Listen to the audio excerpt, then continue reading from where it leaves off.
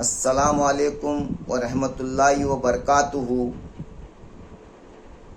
بسم اللہ الرحمن الرحیم۔ تھوڑے لوگ دوسروں سے سن کر باتیں کہتے ہیں، تھوڑے لوگ اگر پڑھے لکھے ہیں تو وہ خود سے پڑھتے ہیں، خود سے سمجھتے ہیں، لیکن اللہ کا وحدانیت کا علم اللہ والوں کے صحبت میں ملتا ہے۔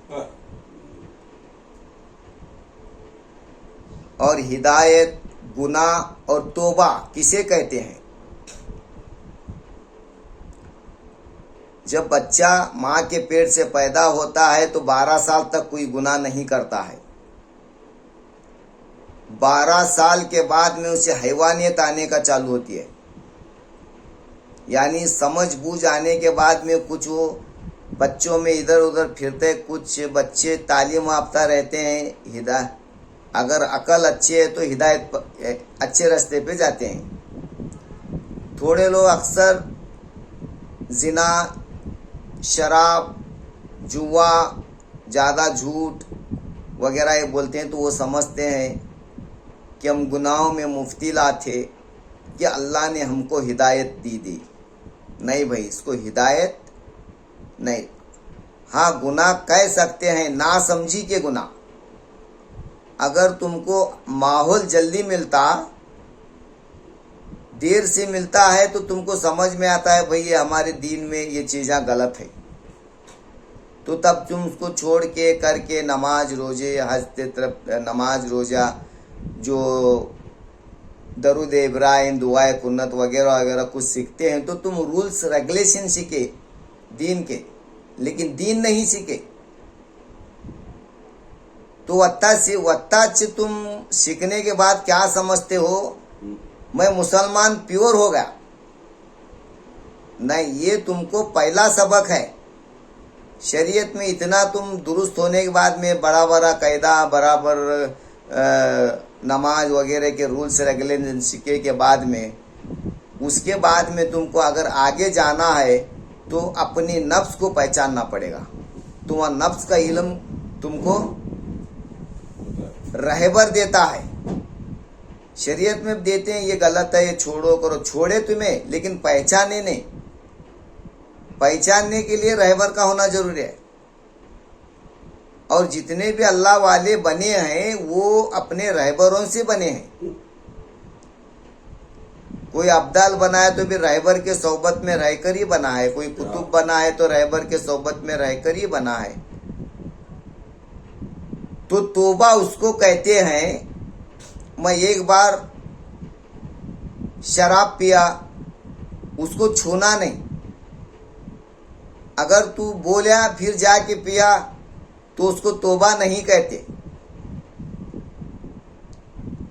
پورا کٹ کرنے کا نام توبہ، اور گناہوں کو معاف تب ہوتی ہے۔ اگر تو آج جھوٹ بول رہا ہے پھر کل جا کے وہی بولے گا تو اس کو ڈبل گناہ ہوگا، اس کو توبہ کہتے ہیں۔ اور ہدایت اللہ کی پہچان ہونے کے بعد اس کو ہدایت کہتے ہیں۔ نفس کی پہچان، جنت کی پہچان الفاظوں سے نہیں میرے بھائیوں، کتابوں سے نہیں۔ کتابوں میں جو لکھا ہے، حق لکھا ہے، اس کو جاننا پڑے گا آپ کو۔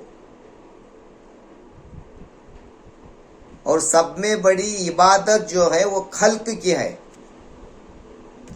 وہ خلق کی ہے۔ ہمیں اچھے کام کرنے کے لیے ڈیلی کا ڈیلی اپنے نفس، اپنے وجود پر غور فکر کرنا پڑے گا، اور یہ کرنے کے واسطے تم کو رہبر کی ضرورت پڑے گی۔ گناہ اس کو بولتے ہیں ایک بار کرے سو کام دوبارہ نہیں کرنا، وہ گناہ معاف ہوتے ہیں۔ اور توبہ بھی اسی کو بولتے ہیں۔ ہدایت جب تم کو اچھا علم ہو تو تم دعوت دینا۔ اگر تم کچھ اس کے ٹیج پہ ٹھہرے ہو، اب کئی کی دعوت دینا ہے، کوئی پوچھا، کوئی غصے والا رہتا، کوئی نا سمجھ رہتا، کوئی دانش مند رہتا۔ حکمت ہے، تمہارے اندر قدرت اترنا چاہیے، اس لیے یہ رہبر کی ضرورت ہے۔ گناہ ایک بار جو کرتے ہیں وہ دوبارہ نہیں کرنا چاہیے۔ توبہ بھی اسی کو بولتے ہیں. اب کسی کو جاتے جاتے لات لگتا ہے کہ انسان کو اللہ معاف کرتا لے, نہیں, تم اس کے ساتھ گناہ کرے, تم اس کے ساتھ کچھ کرے تو اسی سے معافی مانگنا. مسجد میں جا کو اللہ تو معاف کر, گڑ گڑایا, کسی کی زندگی توڑیا, 5 ٹائم نماز پڑھیا, جھوٹ بولیا, 5 ٹائم نماز کریا, زنا کریا, 5 ٹائم نماز پڑھیا, جوا کھیلیا, 5 ٹائم نماز پڑھیا, اور تیرے اندر چھوٹا پن آنا, عاجزی انصاری آنا, تیرے اندر جھکنے کی حکمت آنا, جو دیندار ہے اسے, دنیا داری والے کو نہیں, دین پھیلانے والے کو. دین پھیلانے والے کے اندر بہت چھوٹا پن آنا, سلام کا طریقہ آنا, بیٹھنے کا فن آنا, بولنے کا طریقہ آنا, تب جا کے دین پھیلتا ہے. جاؤ نہ 5 ٹائم نماز پڑھو, اللہ کا دین ایسا نہیں ہے میرے بھائی. کلمے کو جانو, کلمے کو سمجھو, کلمے کو دیکھو. وہ بورڈ پہ لکھے سنے اللہ ہو بول کے سمجھو اس کو. یہ میری باتیں میں اگر کچھ بولنے میں زیادہ کم ہوتا ہے تو اس کو نظر اندازہ کیجئے. السلام علیکم.